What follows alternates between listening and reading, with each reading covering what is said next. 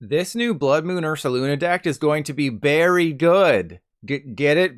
Because it's a bear? And never mind. Releasing Enshrouded Fable on August 1st, the new baby Blood Moon Ursaluna has the same ability as Galarian Zapdos from Evolving Skies, as well as an attack that does more damage for each damage counter on your opponent's active. And best of all, it's barely going to cost anything to craft, as the deck commonly features just two new cards, the Ursaluna and Nightly Stretcher. Let's focus on the Ursaluna first. Moonlighting as Galarian Zapdos, when you slap it down onto your bench from hand, you can attach up to 2 basic fighting energy from your hand directly to it. Manually attach a third energy, like a Jet Energy, to put it directly into the active spot, and you're good to go. At that point, it's time to do some math. Here's a cheat sheet to help out the mathematically challenged among us. Basically, just get 6 damage counters on their active and you're knocking out pretty much everything in standard. I know this is complicated stuff, but if their 340 hit point Pokemon has 6 damage counters on it, then you only need to deal 280 more to knock it out. So how exactly do you get those damage counters into play?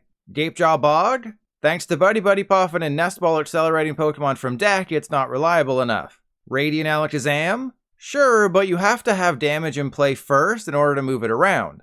Okay, smart guy, how about I play Frostlass? Well, idiot, that's actually not bad. Because then you could use the old Munkidori strategy. But no one in Japan actually paired Ursaluna with Frostlass, and only 2 of them monkeyed around. No, after looking at all the winning lists from the first week of Shrouded Fable in Japan, by far the most popular partner for Ursaluna was Iron Valiant EX. The synergy is obvious. Iron Valiant pings 2 damage counters wherever it wants when it moves to the active spot, and Ursaluna does more damage for each damage counter on your opponent's active. Here's the most common way you'll end up playing Ursaluna. I am a little worried about the deck running out of steam, though with 8 switch cards, 2 Jet Energy, and 2 Future Booster giving Iron Valiant free retreat, you should be able to activate Tachyon Butts 10 times during a duel, perfect for taking 3 2-prize KOs.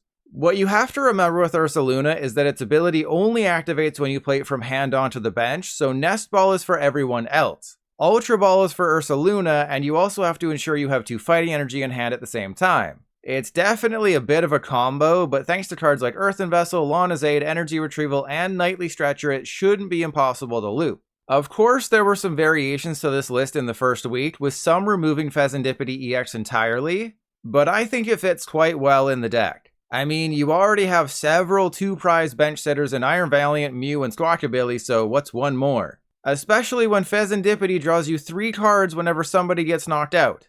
Bench space will definitely be at a premium here, so you will likely have to bench an Ursaluna every single turn to continue attacking.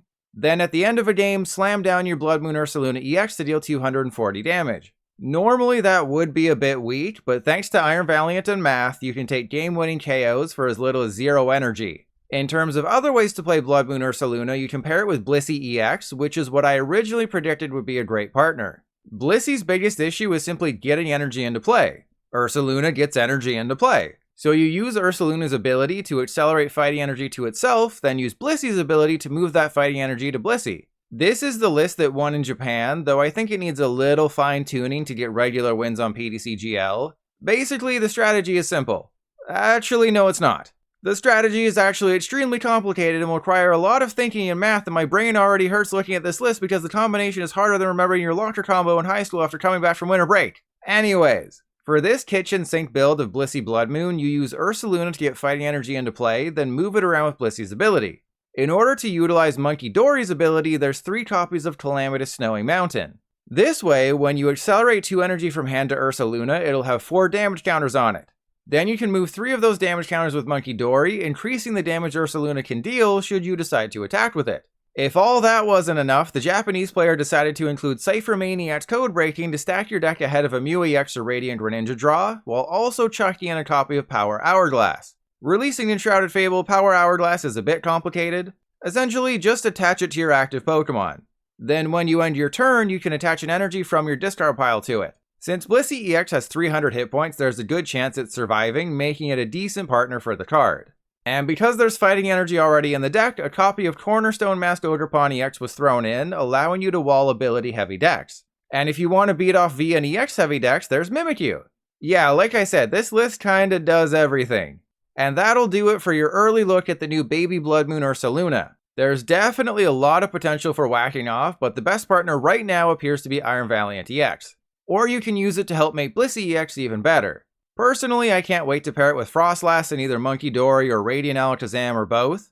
If you want to watch me barely win any games on PTCGL, be sure to follow me on Twitch. Until Shrouded Fable on August 1st, it'll be boring old Twilight Master Raid decks though, so don't get too excited. And because we don't know the set list for Shrouded Fable yet, the deck list in the description for Blood Moon Ursaluna will be shells. So they won't include any of the new cards, but most of the lists only have about 6 or so anyways, so it's not like you're missing too much. If you have any fun ideas for Baby Blood Moon Ursaluna, leave them in the comments below.